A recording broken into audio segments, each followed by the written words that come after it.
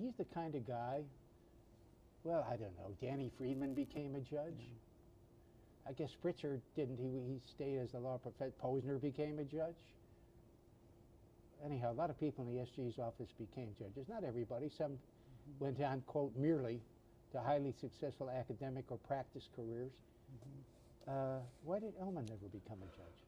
Well, you could go further than that and say that almost everybody associated with success in the Brown case, with the winning side in the Brown case, became a judge. Yeah, Marshall, Robert Carter.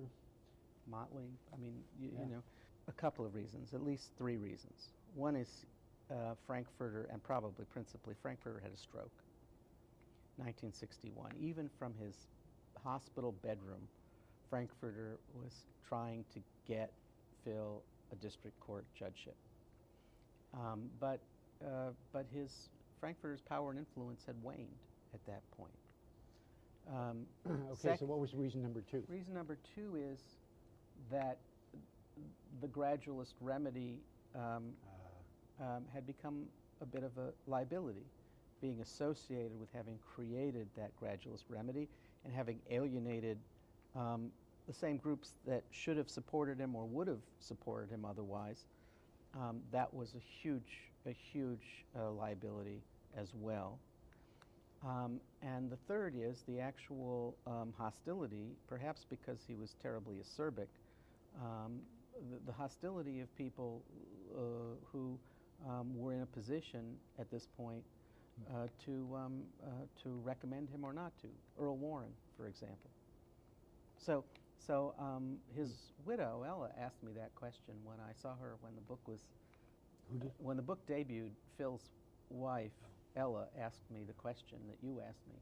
She said the one thing I've never understood is why he didn't become a judge. He would have been perfect for it, and he was something he wanted. And I think that is a sad aspect. It is. And you know, in reading it, Norman, it brought to mind something I've thought for decades.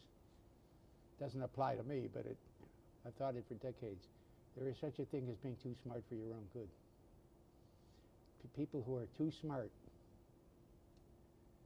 they tend to aggravate people because if they speak up, because, you know, people just don't like to be put down, out-argued, this, that, the other. Yeah. He did have a great career that subsequently as a Federal Trade Commissioner, and as you said, he became a legend in terms of as a craftsman and as an appellate craftsman and a maverick dissenter. On the commission, he really led to the rebirth. People like Robert Potofsky and Mike Pertschuk consider him to have basically helped to recreate. Right. Maybe names not known to the general public that's going to watch this show, but to those of us who follow what in Europe is called competition law, and it's becoming called that everywhere these days, or more so than used to be in the United States.